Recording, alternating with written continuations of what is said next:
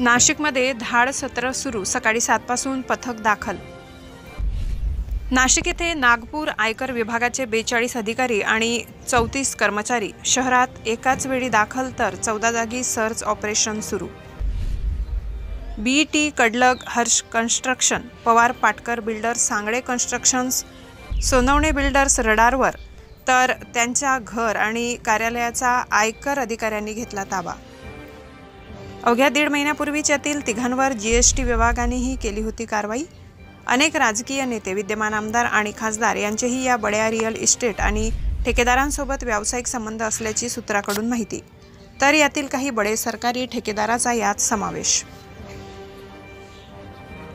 S9 TV प्रतिनिधी योगेश गांगुर्डे, नाशिक।